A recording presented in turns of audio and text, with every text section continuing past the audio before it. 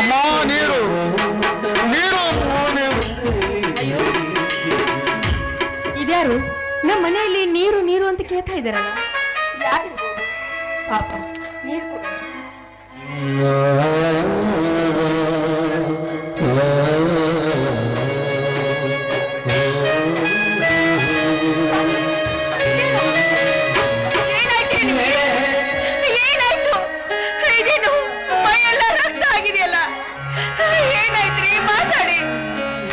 ಯಾರು ನೀನು?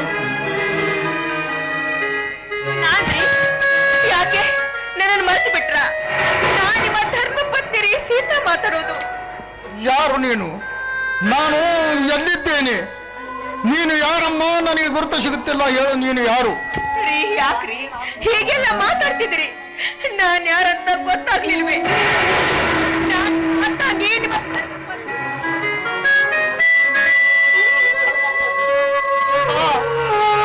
ನನ್ನ ಪತ್ನಿ ಸೀತಾ.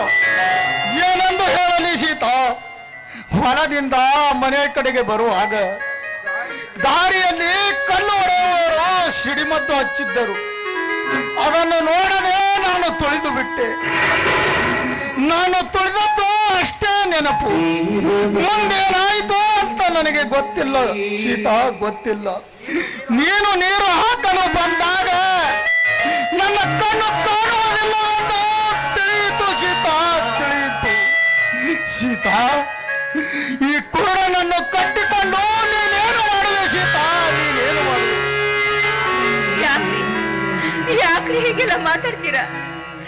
ನಿಮ್ಮನ್ನು ಬಿಟ್ಟು ನಾನು ಅದೇ ಬದುಕಲಿ?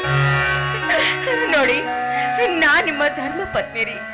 ನಿಮ್ಮ ಕೈ ಹಿಡಿದಿದ್ದೀನಿ. ಯಾವಾಗಲೂ ನಿನ್ನ ಜೊತೆಯಾಗಿರ್ಬೇಕು.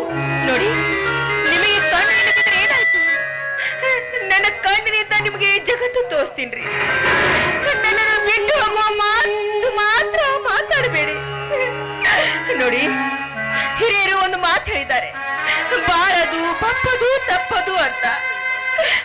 ನಾವು ಧೈರ್ಯದಿಂದ ಬಂದ ಕಷ್ಟಗಳನ್ನು ಎದುರಿಸಿ ಮುಂದೆ ಹೋಗೋಣ ರೀ.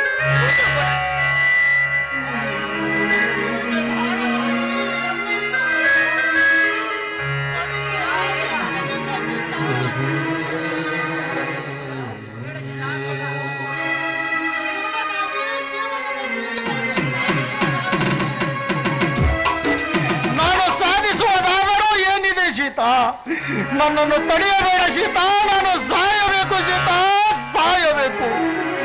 ಸ್ವಾಮಿ, ನಿಮ್ಮನ್ನ ಬಿಟ್ಟು ನಾನು ಹೇಗೆ ಬದುಕಲ್ರಿ? ದಯವಿಟ್ಟು ಹೀಗೆಲ್ಲ ಮಾತಾಡಬೇಡಿ ಸ್ವಾಮಿ, ಮಾತಾಡಬೇಡಿ. ಅಯ್ಯೋ ದೇವರೇ, ನಾನೇನ್ ಮಾಡಿ?